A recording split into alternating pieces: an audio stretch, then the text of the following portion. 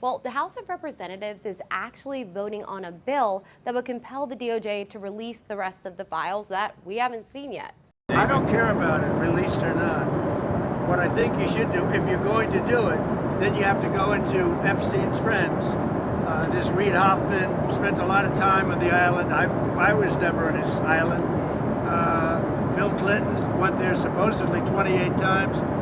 You're going to have to look into his friends because, you know, if they're going to do that, and I think the perfect guy to do it would be Southern District, somebody like Jay Clayton. I understand that's who's been assigned. And this is all happening right now because right after the government reopened, newly sworn Representative Adelita Grijalva was the final signature needed for a discharge petition to be brought to the floor. Speaker Johnson purposefully obstructed my swearing in by canceling vote after vote. And the Epstein Files discharge petition sat one signature short. With my signing, we move one step closer to the truth that they will try to deny, but that survivors deserve their day of justice, and the American people demand it. But House Speaker Mike Johnson says they've always planned to release the files as long as they could protect the victims. We have been for maximum transparency of the Epstein files from the very beginning. What I was opposed to is the reckless disregard that was used in drafting the discharge petition. And we've been over this many times, but it was not drafted in such a way that it would adequately protect innocent victims. We have a responsibility to do that. There's as many as 1,000 women, by some estimates, of people who have been victimized because of the sex trafficking and Epstein and all these horrendous, heinous crimes, and we can't have them subjected to any further harm. So we wanted to make sure that they were properly, whose names were properly redacted out of the files. But the discharge petition is not only reckless, it is also a totally moot point. The Oversight Committee has been working, as you all know, around the clock, working on this. But the debate isn't just along party lines, and the choice to release the files is fracturing loyalties. So the original measure was brought by Representative Thomas Massie, a former Trump ally, and Democratic Representative Ro Khanna. Representative Nancy Mace and Representative Marjorie Taylor Greene are just a couple more examples of Trump hardliners disagreeing with him. And even though Trump's position for Republicans to release has flipped, with him telling Republicans they can release it, and now it seems the feud started with the files cannot be so easily fixed. Unfortunately, it has all come down to the Epstein files, and that is shocking. And, you know, I stand with these women. I stand with rape victims. I stand with children who are in terrible sex abuse situations, and I stand with survivors of trafficking and those that are trapped in sex trafficking. And I will not apologize for that. I believe the country deserves transparency in these files.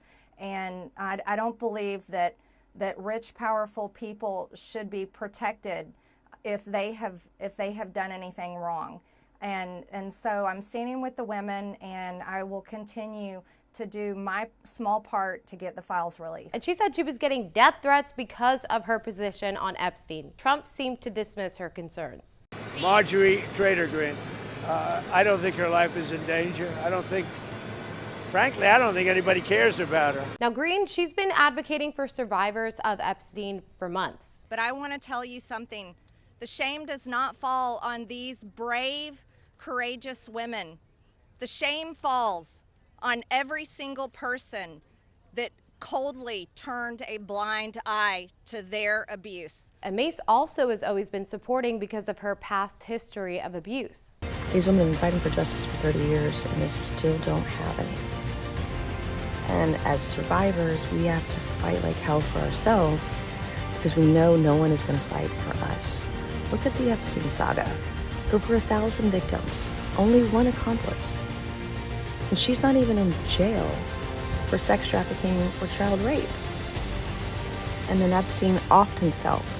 Now, before Trump called on the House GOP to release the files, there were rumors that he was contacting representatives to withdraw their signatures from the petition. Now, the files that would be released are what the DOJ has amassed about Epstein, but Democrats, they are not waiting for that release from the DOJ. After the government reopened, thousands of emails allegedly sent from Epstein detailed his relationship with Trump. seeming to claim, quote, Trump knew about the girls. But the White House says the emails don't prove that at all. These emails prove absolutely nothing other than the fact that President Trump did nothing wrong.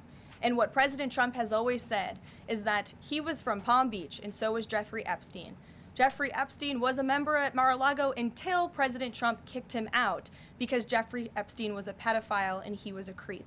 And this email you refer to with the name of a victim that was unredacted now and has since been reported on in this room, so I will go ahead and say it, Virginia Giuffre.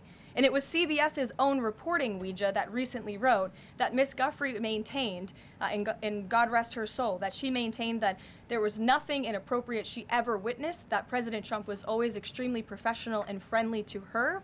And so I think it's a question worth asking the Democrat Party, and you should all go ask them after this briefing, of why they chose to redact that name of a victim who has already publicly made statements about her relationship with Jeffrey Epstein and is unfortunately no longer with us. The vote on the House floor is scheduled for Tuesday, but even if it passes, there's still a long way to go. The next step is the Senate, and then Trump would need to sign it. But even then, it could be more complicated because the DOJ recently announced that they're investigating those mentioned in the emails per the president's request. And those include former President Bill Clinton, LinkedIn founder Reid Hoffman, former Treasury Secretary Larry Summers, and banks JP Morgan and Chase. There also could be a roadblock if the bill passes the Senate because Senate Majority Leader John Thune has declined to commit bringing the bill to the Senate floor for a vote, saying his trust lies within the DOJ. We'll keep you updated on when the House votes, so be sure to follow us on our channels, The National Desk.